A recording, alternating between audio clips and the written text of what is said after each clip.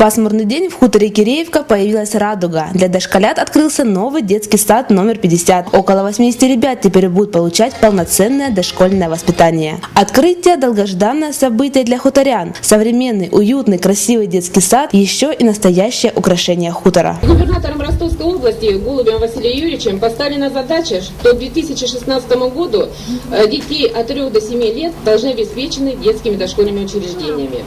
У нас разработана программа по обеспеченности детскими дошкольными учреждениями. И вот за 3 года 4 детских дошкольных учреждения у нас капитально отремонтированы. Наконец сбылись мечты родителей оказаться в таком новом современном учреждении.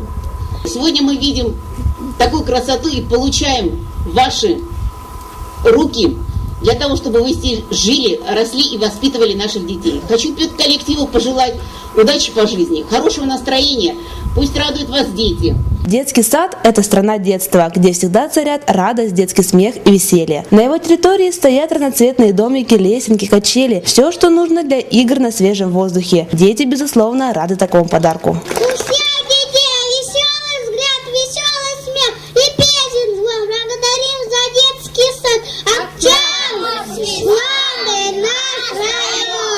Торжественно перерезана ленточка. Для гостей заведующая детским садом провела экскурсию. Показала новые комнаты, столы, кровати, а также специализированный спортивный зал для детей. Конечно же, новые современно оборудованные помещения и яркие игрушки не оставили равнодушными ни маленьких гостей, ни их родителей.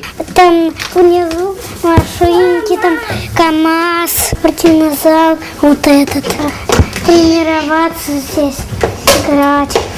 Особое внимание администрация района уделяет заботе о детях. Сейчас ведется возведение модульных конструкций детским садам номер 42 поселка Каменоломни, номер 7 станицы Заплавской и номер 49 поселка Казачьи лагеря. Строятся новые детские сады в поселке Каменоломни на 280 мест, в станице Кривянска на 220 мест и Слободы Красюковская на 120 мест. Юлия Успенская, Михаил Бережной, телекомпания «Видеотон».